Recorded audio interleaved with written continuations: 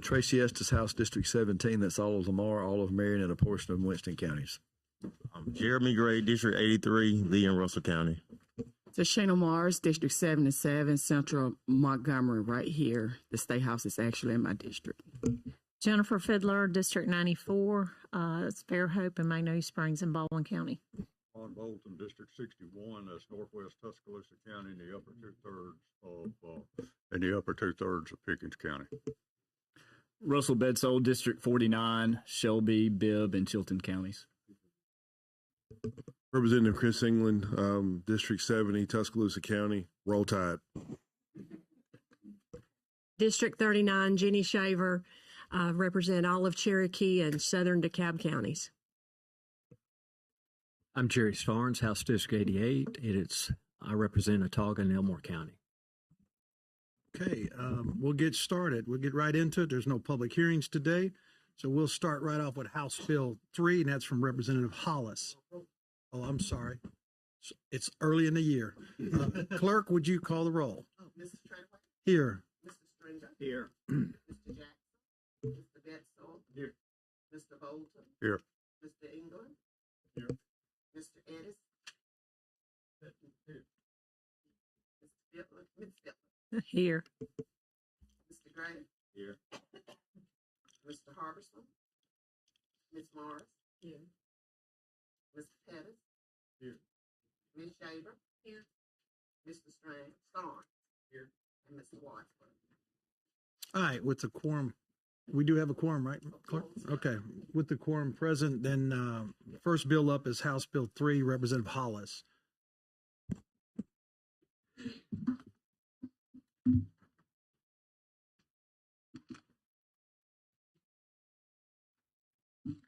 Good morning. Good morning. Okay, HB 3 has passed the House in the past, so it was just time for me to bring it back up. And HB 3 is what it does. It prohibits smoking or vaping in a motor vehicle when a child is under 14 years of age. And that's pretty much it. And there is a penalty. The penalty is not more than $100 if somebody's getting caught smoking with the babies in the car. And I don't know if you all have a physical note on this or not, but it would increase the receipts of the state general fund from the fines. All right, is there any questions from any members of the committee? I'll introduce a motion for favorable report. And a motion from Representative Pettis for favorable report. All in favor, say by aye. Aye. All opposed? Your bill has a favorable report. Thank you. Well, that's pretty easy. That's the way the day's it's gonna kind of scary too. And that brings us to House Bill 8, Representative Wood.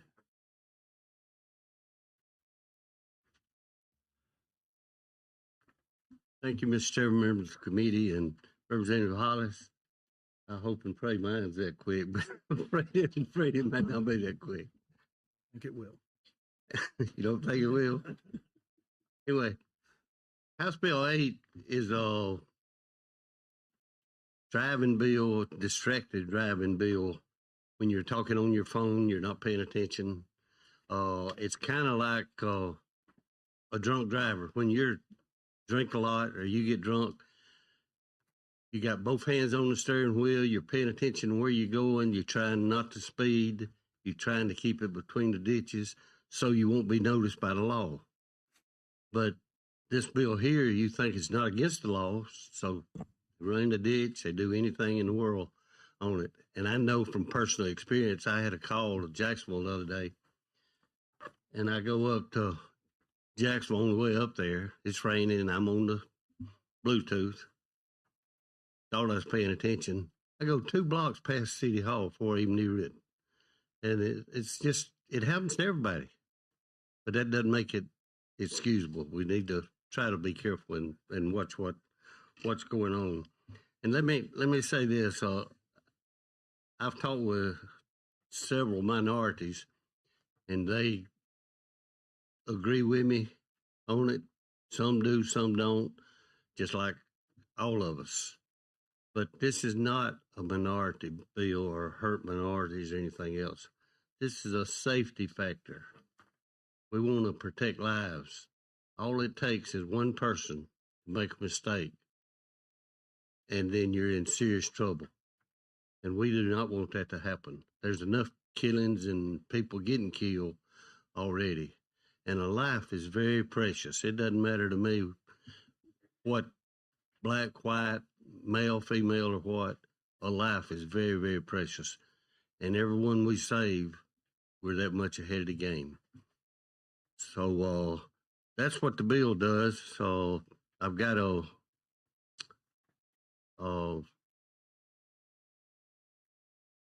not amendment, but refresh my memory, Mr. Chairman. Substitute. Substitute. That's it right there. Yes, sir. Well, hold on. And this is the bill that's come up in years past by Representative Cale Brown. Representative Cale Brown has run this bill, I think, 4 times, if I'm not mistaken. And Cale Brown was so adamantly for this bill. He really believed in this bill. And the last time it got defeated, I don't think it, correct me if I'm wrong, but I don't think it was like 1 or 2 votes. Right. And he walked out of the chambers and he actually had tears in his eyes. And it really bothered him. And he's no longer in the legislature, but he's still concerned about this bill like anyone would be. Let's do this. Let's get the substitute before us. Explain the substitute, what changes made on as far as the introduced bill. We'll get the substitute before us, and then we'll take questions. Okay. All right. Y'all have to bear with me. I had a detached retina in my eye, and it's been about 3 or 4 years, but it don't do like they say it does. It doesn't get well that quick. So bear with me while I read it. Gotcha. Might get you to read it there, Mr. Chairman. No, I'm just kidding. All right. The changes we made is on page 9, we added a new subdivision 11 to create an exemption for the admirable and evidence offered in collecting a licensed investigator. What this does, it's for private investigators. Say he's out doing his job and he has to use his cell phone in the line of his job. That's okay. He's going to be okay on doing that. Second thing is we deleted the entire section of this paragraph. What this does, we had on there. Which paragraph? Give me to a page. I'm going to have to find it. It's not on here. Hold on just a second. It's the one that's got about 2 pages just all the way marked out. Starts on page 3. It gets 3, 4, 5, most of 5. Oh, I see it. I see it. Okay. Okay, what this bill does, we had in here a DECA, like if someone couldn't afford to buy a device to hold their cell phones, they could go to a DECA, like we did with if everyone remembers the little carts for baby seats and stuff. A DECA did that, help someone out that can't afford it. I got to looking, and of course the DECA, I don't have to tell y'all, they throw the fit. They didn't want to get involved in it, period. But we were going to try to coerce them into it. But what I did, I started looking, and you can buy these things for $5. I bought 2 of $5.50. So if we can get this thing to the floor, I'm going to bring them to the floor and give them to whoever wants them. Because what it does, it mounts it to the console, and all you have to do to mount it to the console is just turn your speaker on. Right. And about a hands-free device. And you're hands-free. This part just deletes the responsibility of a DECA. Correct. That's why we having funds and paying. Yeah, okay. It takes them out. I got you. It didn't only include a DECA, but a DECA tried to put it on the health department. It was just a mess. But anyway, they're out completely. All right. Okay, the next one is on page 6. We deleted additional reporting requirements to ALEA. What we did, it's in here now, where you're supposed to report anybody stopped a municipal county, state, whatever law enforcement, you're supposed to report it. But we started checking, and it's already law. Right. I mean, it's law, and they don't always utilize it like they're supposed to. That's not our concern. We was gonna put it in there or try to, but we don't. It's there, but it doesn't. That's not what we're in there for. Like I said, they never respond to it, so why should we? Okay, the next thing is on page 7. We amended a subdivision to read the use of a wireless telecommunication device while the motor vehicle is parked. One of the House members caught that. What it was, we were talking about, like if you pull over, if you're still on the road right away or something, then law enforcement could give you a citation or whatever the case may be. But this takes this away, where if you pull over and park talking to somebody, they can't mess with you. That should be your privilege. That don't mean you can stop at the red light and everything like that, but just be stopped. Okay, then on page 11, we changed subdivision 4 to read, make a custodial arrest solely for the voluntary of this article. What this does, if you stop someone from wireless, talking on your wireless phone, then that's all you can charge them with.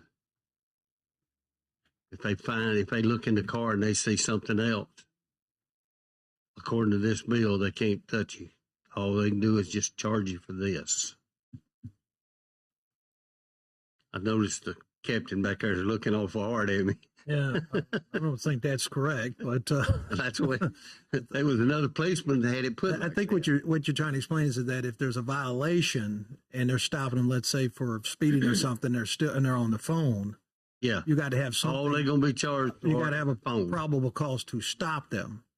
Yes, is that okay? But the probable cause. But if I pull up and you got a bong pipe and a bunch of dope on the seat, I can't arrest you for that. Oh yeah. Okay. Well, I thought you were saying you can't arrest for nothing else or charge for anything else. But can't charge them. I got you. Okay. All right. Let's see. Like I said, there's a lot of them on here. Okay. Number 6 on page 3. We did do this. We wanted to. This is something very personal to me, and I think all the House members. We named it after K.L. Brown, if we can pass it. And also a lady out of, I believe she lived in Jefferson County, that lost her life from a wireless driver that was talking on the phone. And I think her mother comes here frequently and talk about this, and we want to put it in memory of her, but by K.L. Brown, but in memory of her. So that's actually in this legislation also. On page 8, we amended subdivision 7 to include towing and recovery vehicles. Any kind of vehicle that gets on the road and has to stop maybe in the road, pull a car out of the ditch, or he's stopping while someone's broke down or whatever, they're covered if they have to use their device, their wireless device. All right, on page 11, that's from the Office of the Courts. They came to me and they wanted to put an amendment on it, and they started talking. And I could see that the best thing we could do is just not even have it, period. So we just deleted it altogether. It's not even on there. It's the last paragraph. Pardon. Was that with the line 306 on page 11 where it said to make custodial arrest? No. Okay. No, that's not it. It's Representative Bolton, we'll take questions when he's finished explaining the bill, and we'll go back to that. Yeah, let's see where this is the last one too. It says on page 11, we deleted requirements that Administrative Office of the Courts Do you have that bill in front of you? Forgive me if you can, because I can't read it. I don't see these changes here. On what? Hey, Page 13? Yeah, here we got the man with the officer of course with us. where's the changes? Hold on. I don't think we've got the bill in front of us to substitute, do we? Where's the substitute? Oh, just the one sheet. Hold on just a second. No, I don't have it.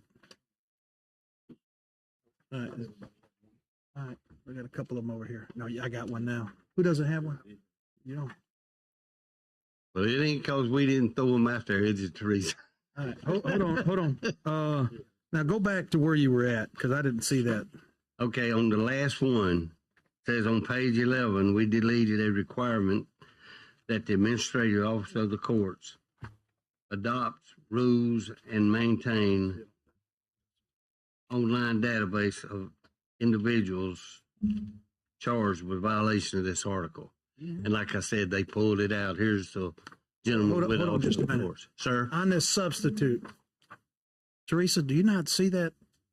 Even with the substitute, where is that? You may have an old substitute, Mr. Chairman. No, this is the latest one. Where's the changes?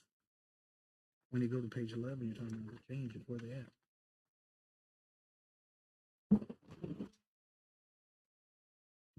Go ahead. That's it. Would y'all like? This is the one we got. Y'all want him to explain why we took that out? It's gone. It's Who is him? period. He's with the officer of the courts right here. Yeah. Yes. Could you step up and maybe explain that a little bit? Just that area you're talking about. Like I said, we just. Because I don't see it here, but maybe some clarification here would be helpful to members of the committee. Okay. I'm Jody Stewart. I'm staff attorney, the IT staff attorney at AOC. I can't hear you. Go ahead.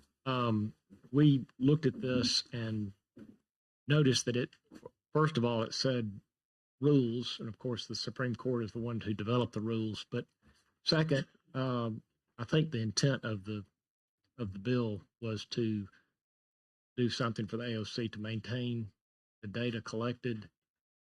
And we already do that through our ESTA system.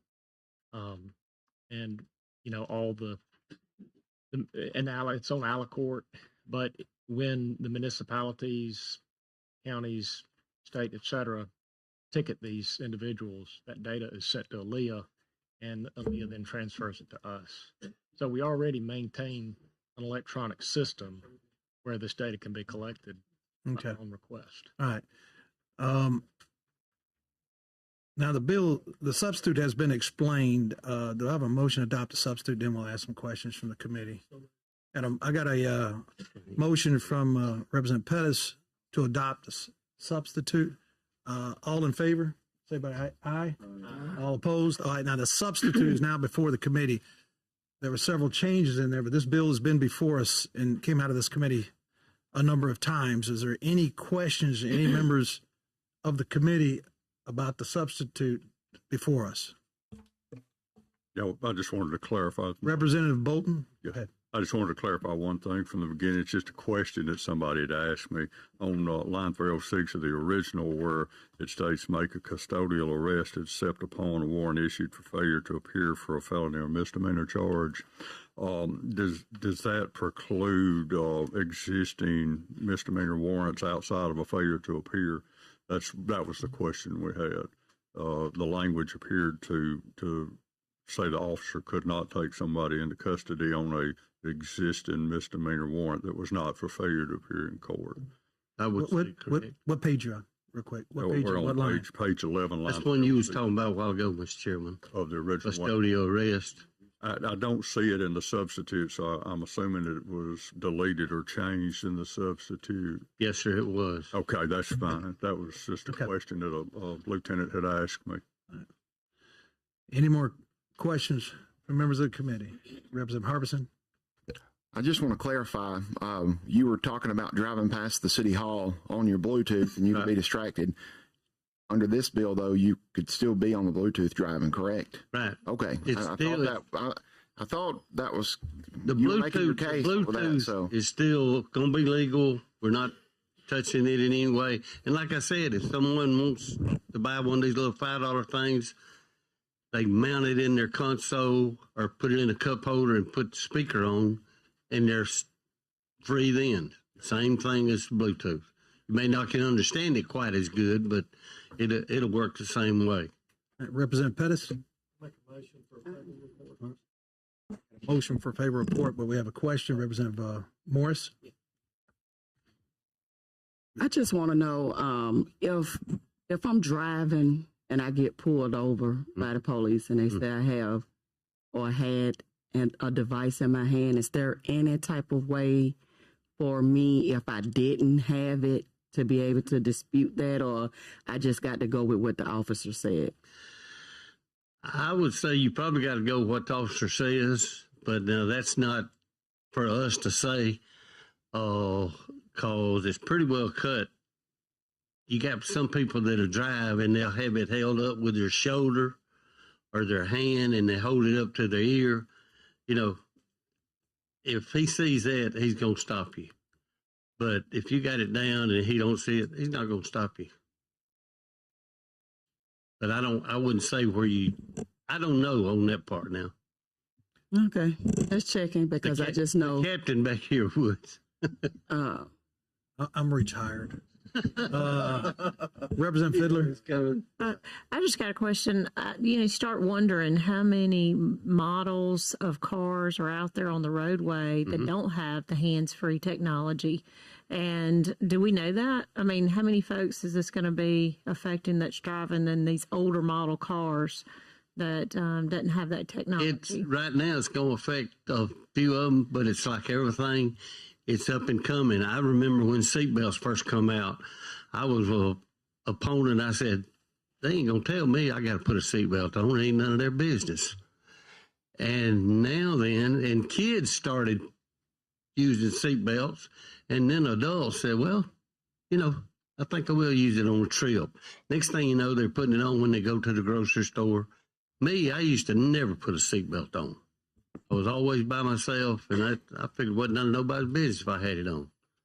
But I was wrong. Now then, I put a seatbelt on every time if I just go across the street or what. I got my seatbelt on. So it's kind of like that. It's going to be a situation where you'll have to get used to it. And also, any funding on this, it goes to the general fund. It doesn't go to any courts. It stays here. Representative Betzel? Yes, sir. Thank you, Mr. Chairman. I just want to ask a quick question, sort of following up on Representative Morris's question, just for clarity. This process would be very similar in terms of today if you were stopped for a speeding violation. You simply, to her point and her question, just correct me if I'm wrong, but there would be a citation issued. And you wouldn't have to simply just go along with what the officer said. You have your opportunity in court. Due process is available to court. I just wanted to make sure we clear that. You're going to have your say in court, but on the other hand, money's not going to the courts or anything. I think the first time you even have the privilege of asking the judge to relieve you of that. Yeah. And all judges can. They said first time they can relieve you where you don't cost anything. I just want to clear it for the anyone that's here with us or viewing that everyone is entitled to due process, and it would be no different in this law. Absolutely, the court system and certainly the officer's testimony carries some weight in court, but everybody's entitled to their due process through the courts. I just wanted to make sure that we were correct with absolutely. Yes, sir. I appreciate you. A personal point of privilege. I appreciate you carrying the bill. The last statistic I heard before I retired was, I think this country, we lose about 10 to 12,000 to DUI deaths. Distracted driving is quickly catching up to that. The last numbers I heard was approaching 8,000. If you have a loved one that is killed by something like this, then you'll know just how important this is. Put it down. We've got the technology to put these things down. Hell, when the vehicle goes in motion, it could disable it except for emergencies. Why we don't do that, I don't know. So I appreciate you picking this bill up for KL. I know it meant a lot to him. Yeah, indeed. With that, Representative England. Real quick, I've been here a long time, and seen this bill in about a million different ways. Million different things. And you know, at one point in the legislative process, we always get to a situation where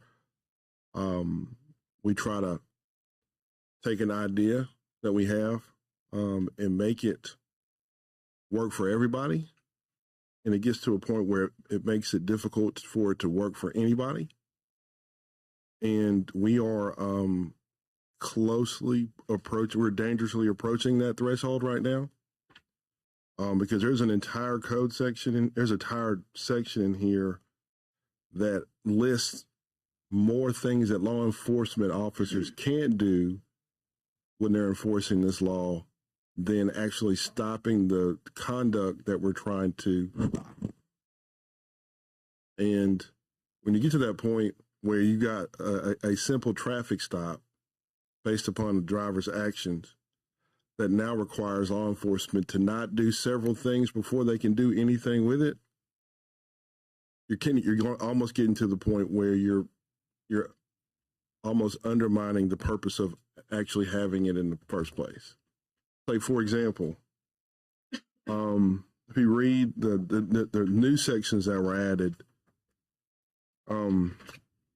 law enforcement officer who stops a motor vehicle solely for a violation of this article may not do any of the following: assess the wireless communication device without a warrant, confiscate the wireless communications device while awaiting the issuance of a warrant to access the device, obtain consent from the motor vehicle operator to search the wireless communications device through coercion or other improper method, make a custodial arrest, search or inspect the motor vehicle or the contents thereof, or search or inspect the operator of a passenger of the motor vehicle.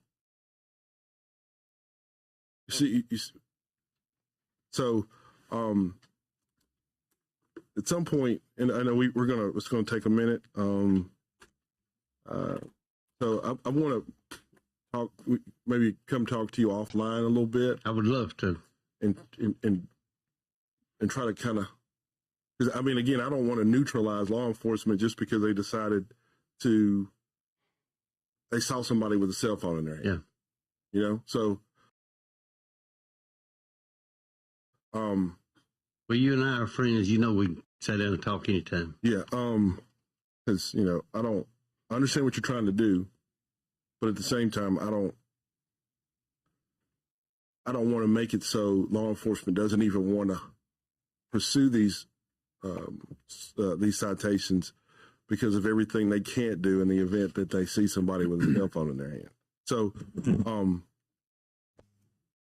when you mentioned it was like a speeding ticket, you don't have to, and law enforcement officers don't do any of this on a speeding ticket. None of it. So anyway, so we'll talk about it because I honestly, I want to see it pass. So anyway, I'll get with you. Yeah. I started to say Chris, but Representative Hingham, and we'll talk on it. And add a little bit to what you're saying, you're exactly right. Times the way they are nowadays too, a lot of your officers are afraid to stop anybody anyway because of the way the situations are. You know, I mean, we're just living in rough times, especially for law enforcement and the general public. All right, see no more questions from the committee. We have a motion on the floor for favorable passage. All indicate by saying aye. And all opposed? The ayes have it. Your bill has a favorable report. Thank you, Mr. Chairman, members of the committee. As substituted. Yeah. Okay.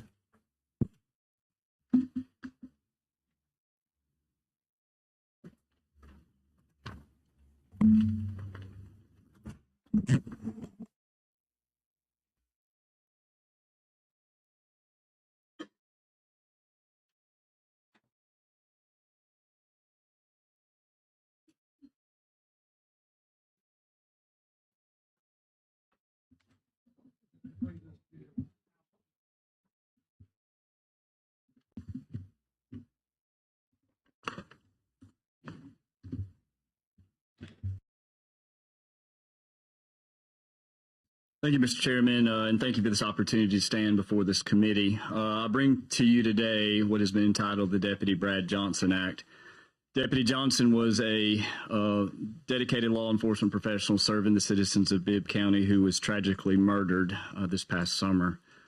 This was a little personal to me as it was a neighboring jurisdiction of the law enforcement agency that I have served in for some time, and also this occurred in my representative district. Today, I want to take the opportunity to recognize the legacy of Deputy Brad Johnson, but I think I want to take a slightly different approach because this perhaps brought forth a sort of an issue that we discovered in our correction system related to the idea of correctional incentive time, otherwise known as good time. Because as a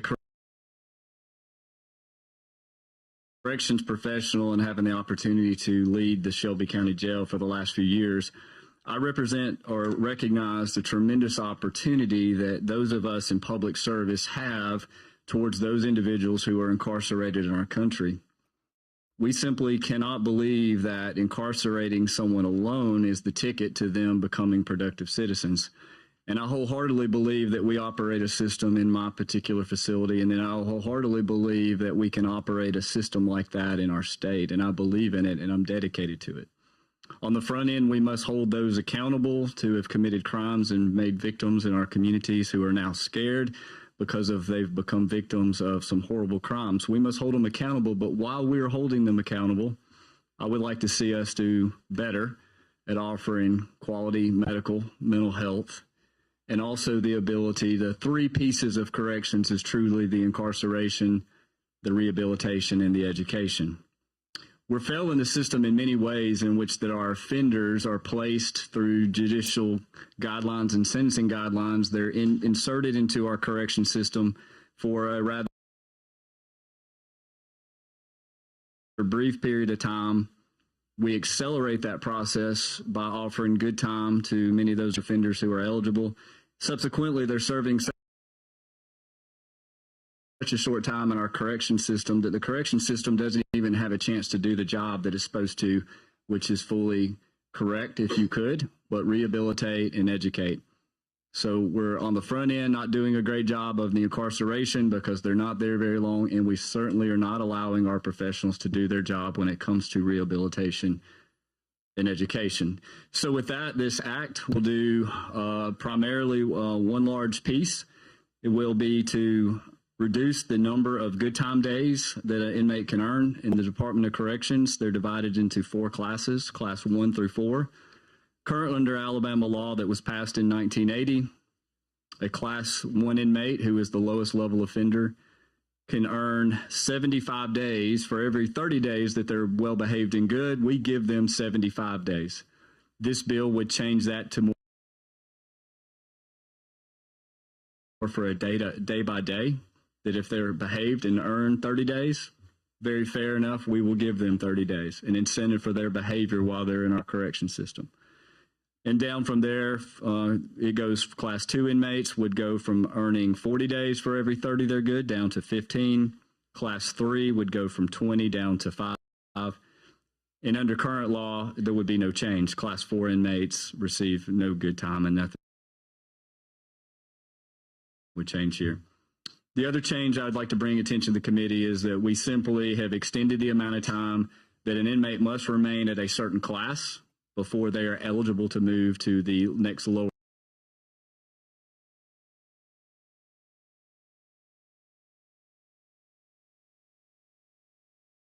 class. So in other words, they must operate in the Department of Corrections and prove that they are going to behave and follow the rules for a little bit longer time before they could move, say, from a class 3 to a class 2 and then subsequently to a class 1. And Mr. Chairman, at the appropriate time, due to some last minute work on this bill, we do have an amendment as well. Yes, I am. Go ahead and explain your amendment, and then we'll get the bill before us as amended, and then we'll take committee questions. Okay, be happy to. Or if they have any questions on the amendment, we'll take them. So. And apologies to the committee for the amendment at the 11th hour. It would never be my intent to do such, as I know sitting on the committee with complex bills such as this, sometimes it's very difficult.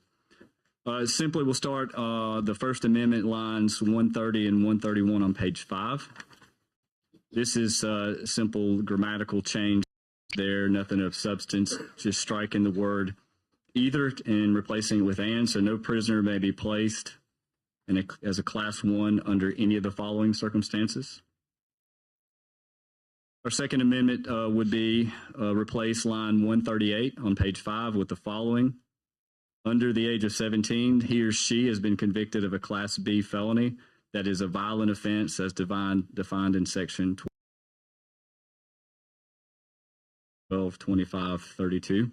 And that is simply enumerating that those Class B felonies that are a violent offense would be ineligible to receive good time. Next will be replacing line 158 and 159 on page 6 with the following. Commits or attempts to commit by any overt act towards the commission in any of the following violations as defined by the Department's Administrative Regulation number 403 as of January 1, 2023. Administrative Regulation number 403 is the manual in which the inmates have available to them that defines what the rules are inside the facility. So we wanted to codify an opportunity here that the rules as they are today in their manual is the ones that they will be held accountable to. So, for example, the definition of a serious assault as far as a jail rule violation, we are capturing that and freezing it at a point in time so that that is the same definition that will be applied in this statute here. And that was just to clarify that matter. Next, replacing line 174 of page 7 with the following. For prisoners receiving correctional incentive time, the term of supervision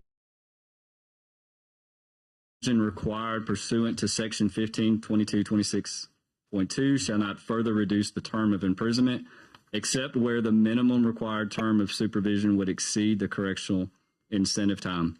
This gives an ability and an opportunity here where if we want to do enhanced monitoring through ankle monitoring, that we're ensuring that the offender is serving the intended time of the court and then given their good time credit. And then after that point, they can be put on enhanced monitoring. So for those of us who believe there might be some value to that, we still have an opportunity to offer them that enhanced monitoring through ankle monitoring, but they must serve the time intended by the court with the good time credits first. So that'll happen after the good time and they've served their time. The next is replacing line 181 on page 7 with the following. When a prisoner is serving 2 or more sentences, just a simple non-substantive change there. And that clears up anything relative to concurrent or consecutive. And then replace line 220 through 224 on page 8 with the following. Code of Alabama 1975 regarding the calculation of correctional incentive time added pursuant to this amendatory act shall be applied prospectively. Any adjustment to that time shall only apply to violations committed after the effective date of this act. This act shall supersede any policy, procedure, or rule in place on the effective date and time of the act, with the exception of the Department of Corrections Administrative Code. This is just clearing it up that this is anything going forward. We're not retroactively going back and hindering anyone's good time they've already received, but we're looking into the future. And this clears up how this act plays with any existing policy or administrative orders that are already out there. All right. Explain the amendment. I have a motion to adopt the amendment. A motion to adopt the amendment by Representative Pettis. All in favor? Indicate by saying aye. Aye. Aye. Any nays? The ayes have it. Now the bill is before us as amended. Is there any questions by any members of the committee? Representative At the appropriate time, I'd like to move for favorable. Okay. Representative England? All right.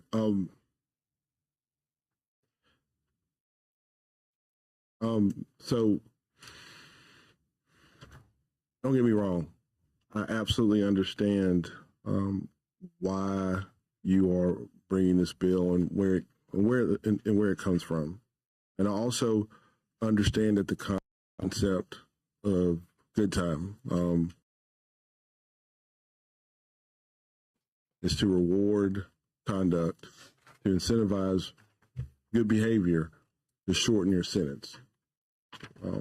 And, you know, I don't think it's a secret. Our prison system is one of the worst in the world. with violence. It's wrought with corruption, violence, and there's many reasons for that. And I don't think the legislature itself could absolve itself of blame for this problem as well. And also, it was an unspeakable tragedy that occurred. Crime has been on the rise for a while, and a number of us have been victimized by it, including some in the most tragic ways. And you sitting here today, it's means a lot. And the fact that you suffered as you did at the hands of someone who was released from our prison system is a tragedy.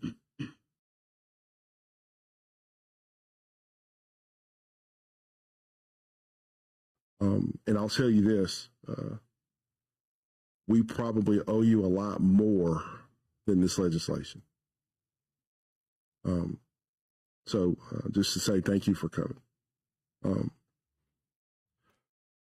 And it makes it difficult when you have these issues like this, when things, the genesis of them come from very tragic events. And I want you to know that my motivation comes from the same place. I want to ensure public safety. And I think we would be remiss if we didn't point out that a failure in the process regarding the releases of these individuals didn't necessarily come from the good time law itself. It came from, just unfortunately, incompetence, because several of the folks that got released shouldn't have been on good time. So the law itself wasn't the problem. It was the fact that the people who were responsible for doing the job didn't do it as they were supposed to. And again, like I said, we owe you more than that. We also owe you a prison system that doesn't warehouse people. It corrects. We don't do that. We're failing at that. We also owe you a prison system that holds people accountable that commit crimes. We owe you a criminal justice system that does that. And we don't. We are failing. And as a result, many innocent people are suffering the consequences of our inability and unwillingness to act. So what I'm concerned about is that legislation like this could potentially create more people that are without hope and will create a more violent prison system that's less likely to correct. And because we don't have the appropriate space or the staffing to deal with the problem itself, the ultimate, because what we're doing with good time is letting somebody out early. But the end of that sentence is we're still letting them out. More than 90% of the people that go into our prison system, regardless of what they're charged with, are going to get out. And without the prospect of having any good time at the end of that, could mean that they're going to be there longer. They're going to be even harder to manage. We currently don't have the resources that a court is ordering us to create to manage and we also have a parole board that doesn't release anybody. So really the only way you can get out is either through good time or EOSing. So if we're creating a prison population that is unmanageable, that's not, we can't ensure the people that we owe this duty to, that we can protect them effectively. So our system is absolutely broken. And this, in my opinion, is blaming. So, because I can't look at this and say that I'm not going to create other individuals who get out of prison and do horrible things. So, at the balance of incentivizing good behavior, at the same time, I don't want to take away hope either. And if I'm not mistaken, in your bill, if you lose your good time, you don't get it back. Is that correct? Representative, first, let me say this, if you don't mind. I appreciate you recognizing Deputy Poole that's sitting here and someone in my district there. That's means a lot.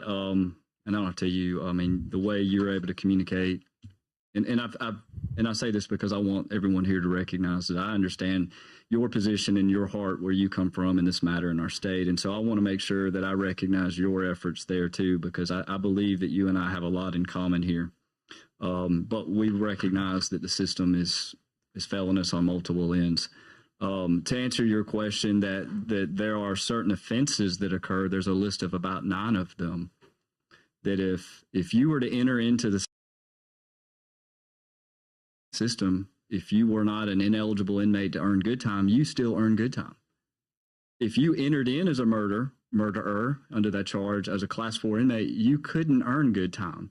So the irony here is we're still going to allow inmates to earn, wouldn't have been able to earn it to begin with. So there's a list of about 9 here that if you violate those rules, that you cannot earn good time. And I'd like to reassure everyone on the committee who doesn't know, and I consider myself very privileged and blessed to have the opportunity to run a jail and understand there's a due process involved in here that's very much in place. The federal courts, the federal system ensures that it's there. Every inmate that's charged with a rule violation inside a jail or prison is entitled to a hearing. It conducts itself in many ways just like a court. Inmates have the ability to appeal. And so that system is there. So for any concerns that you might find yourself of a corrupt officer that may apply a rule violation just to keep someone from doing it, I want to ensure, and I have a lot of faith, and I know we have a lot of work to do. So, do you know how many current inmates would be affected by this legislation? Estimates are right now, about 10 to 13% of our population good time. So, when you talk about from a quantitative perspective, I honestly don't feel like a lot of the inmates or our system is going to be overburdened. And that's just with all due respect. I think that the governor's office had issued an executive order prior to a lot of the issues we have. As you well know, this law was passed in 1980, but it seems like there was a lack of uniformity in how it was being applied in our prison system. So I applaud those efforts from our governor's office. I think this piece of legislation will ensure that where it had not been uniformly applied and could have led to very volatile situations in individual prisons because there was no clear rules established, that we're going to have a system now that we're going to have the ability to establish some clear rules in which that the inmate population, and one thing I can tell you is the inmate shift in this end doing rules differently. But if you work on the rules and you make them clear and they're communicated through their inmate handbook, and then we as professionals enforce those rules consistently, the inmate population will begin to understand there's a form and a function. So with respect to your comments about your fears, I just as a corrections professional can tell you, if we ever get to that point where we're professionals and we do it the right way, I think the inmate population will begin to respect us for our rules and regulations that are enforced. But, I mean, resources also have an impact on consistency, right? And if you're just one corrections officer with 400 or 500 inmates under your direct supervision in a 7-8 hour shift, it's going to be very difficult for you to maintain some consistency in your application. And, just based upon the numbers we've recently seen, $1 billion prison, $1 billion healthcare contract, the fact of the matter that we're currently already overburdened beyond our very meager resources, and our lack of commitment as a legislature to do any meaningful things to reduce that population. We are, again, that we won't have anybody. The only way you're going to get out is by EOSing, by end of sentence, which means that the overburdened resources that we have now are going to be further. I mean, we're going to just gasoline on a fire that's raising out of control. And I'm not going to belabor the point because we can have this conversation for hours, but in the interim, hopefully talk to you and maybe focus on some of the numbers and maybe increase some of the commitment we make to the individuals who are incarcerated so they have an incentive to behave, to improve them, and also try to capture more of our resources, not just on incarceration, but on rehabilitation. That's something I know we've talked about it before. That's right. So again, I understand where you're going. Thank you for even bringing this up, because it was a conversation as a state we really need to have. But I think, again, we owe Alabama more than a conversation about good time, you know? Right. So with that, I'll. Representative Pettis and Representative Stringer and Representative Estes. You know, last session I carried a bill because of the failure of the good time in name of an officer. We're here again this session.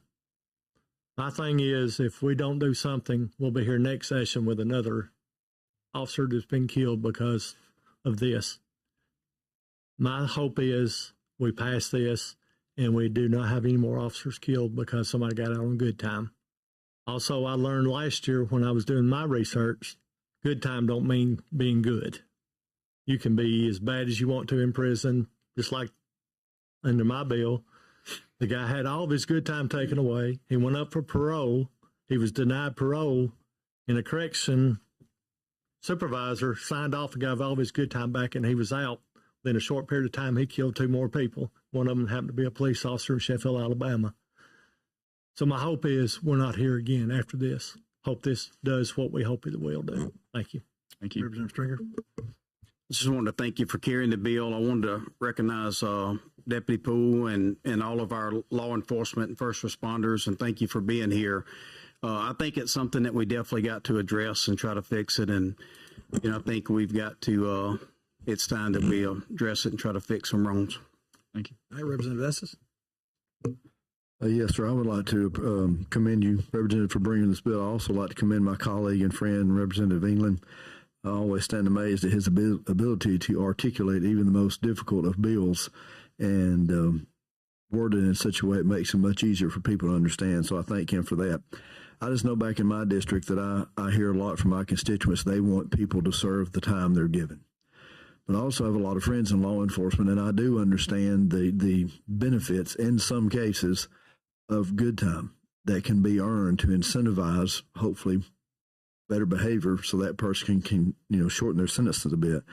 I also can appreciate, having worked closely with law enforcement in my previous career, the frustration of our officers working so hard and diligently to try to get criminals off the street, and then some of them serve such a very short time, as you referenced earlier in your remarks. So I'm in favor of good time when it's proper, but I think your bill brings good time earned more properly in line with the actual number of days served. So I think that's the most important thing here. You're still offering the incentive, but we're cutting that ratio down to where it's not so skewed. So I appreciate you addressing that.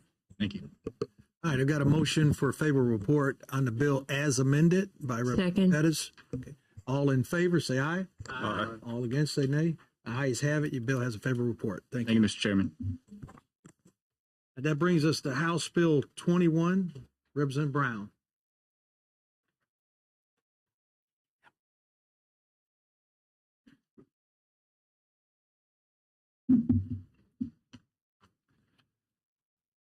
Thank you, Mr. Chairman, members of the committee. I have House Bill 21. This is a bill we passed last year and it passed up in the Senate and Judiciary, but ran out on the clock on the floor on the last day, and it's the sexual assault reporting bill. It's the second part of a sexual assault victims bill of rights that we passed 2 years ago. And what this does, I worked with state forensics with Angela DeMana to put this together.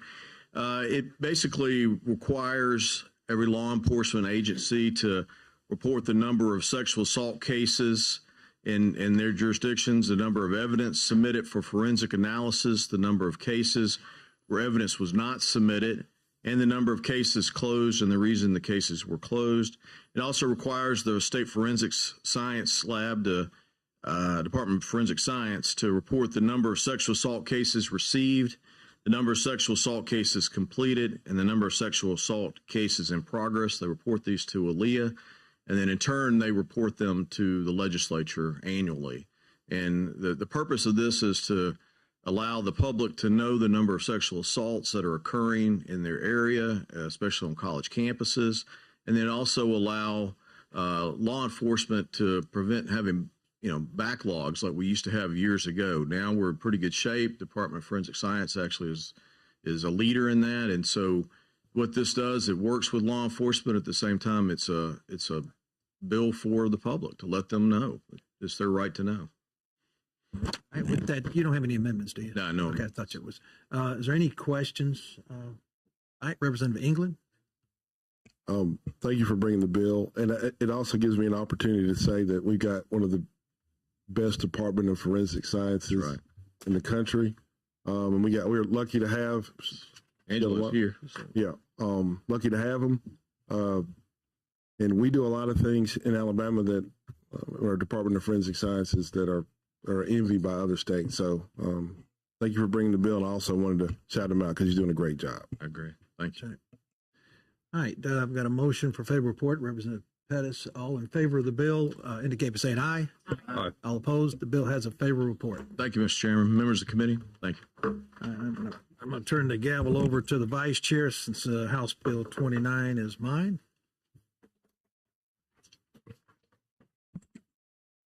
All right, this time we'll call Representative Treadway to discuss and give us a brief on House Bill 29. So this is a bill, I guess, has been coined the exhibition driving bill. This bill actually came to me by a mayor of the city of Birmingham. Actually got 2 calls on a Sunday afternoon, which was very rare. The mayor was very emotional. One of these pop-up exhibition driving things that we've all seen on TV. It happened in Birmingham. We'd already had some death. We've already had some injuries. And in this particular case, I believe a 14-year-old young girl was killed, and asked if I would start working on a bill to try to address this, which I did. What this bill does, we looked at the current law on reckless driving, other statutes, and they just did not go far enough. Number one, we didn't define what some of this behavior was in the law. This bill does that as far as donuts, racing, spin outs, and things like that. It also allows a law enforcement officer on the scene, unlike on a reckless driving situation, to make an arrest and tow the vehicle in. Has a number of, it ratchets it up from a first offense penalty to not less than 5 days, nor more than 90 days, or by a fine of not less than $25, or not more than $500. From there, it ratchets it up to a second offense. There's also a suspension of license in here. In addition, if there's property damage, it makes it a Class C felony. If there's injury or death, or serious injury or death at one of these events that you're partaking in, makes it a Class B felony. There's other penalties in here I'd be glad to talk about if you have any questions on them.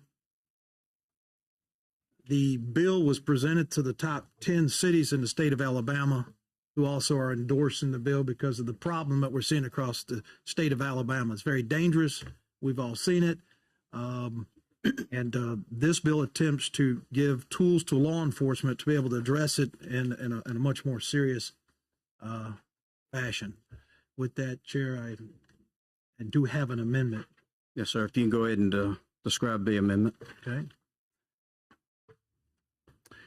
The League of, I guess the county commissions came to me about some language. I guess they were concerned about cost in the county jail. So if you'll go to, hold on.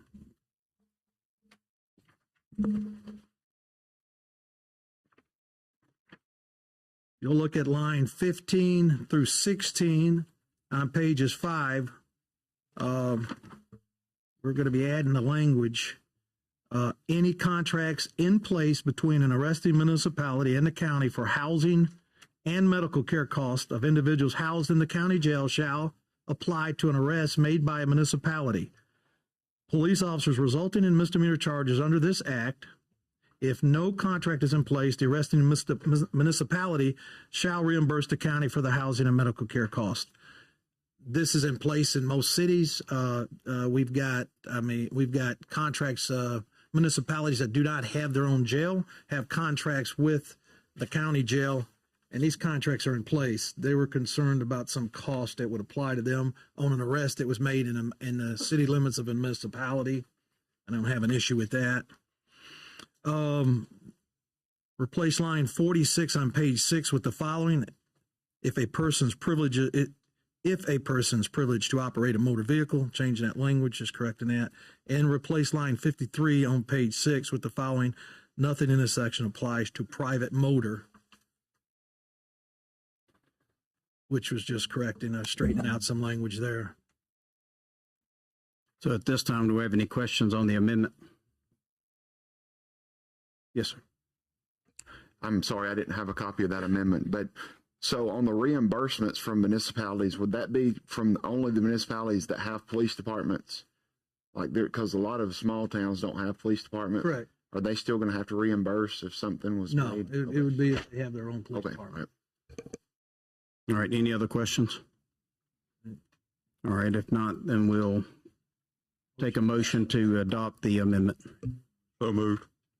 Have a motion. All in favor, state aye. Aye. Ayes have it. The amendment carries back to the bill. Any questions on the bill as amended? Just one. Did we have a definition for burnout donuts in the code before, or are we just are these new? These are new. Okay. Any other questions? All right, we have a motion for a favorable report by Representative Pettis. As amended, all in favor, state aye. Aye. The bill carries. Turn the chair back over to the chairman. Thank you. Appreciate that. That brings us to our last bill. That's House Bill 72, Representative Starnes.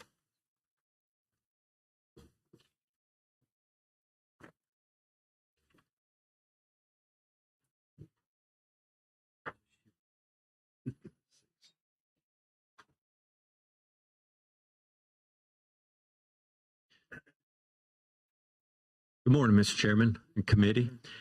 I'm carrying House Bill 72 for the Bureau of Pardons and Parole. Basically what it says is a hearing officer or the parole court hearing officer has 20 days for a hearing. Well, with this bill, it will, under extrinsic circumstances, will have an additional 20 days. And that's the first part of the bill, and I do have an amendment on that part. And I'll go to the second part of the bill. Go ahead. Yeah, go ahead and explain the bill, then we'll explain the amendment and get the bill before us as amended. Okay, yes, sir. And the second part of the bill is we have two categories of probation officer and a probation specialist. A probation specialist has to have a degree, and a probation officer no longer has to have a degree. So what the department is having is probation specialists, and they write the reports for the courts.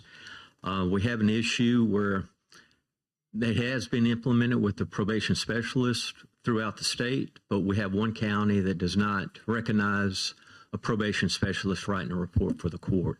So we just want to clean up that area and make sure that, across the board for the state of Alabama, probation specialists can write that report. And sir, that's, in a nutshell, my bill. All right, what's your amendment do and what's it replace? Yes, sir. You got a copy? Yes, sir. Everybody should have a copy. All right. All right. All right. We're going to replace line 61 on page 3 with the following. The case of the parole violator. If the parole court determines extrinsic circumstances exist that preclude holding the hearing within 20 business days, the case shall be considered within 40 business days.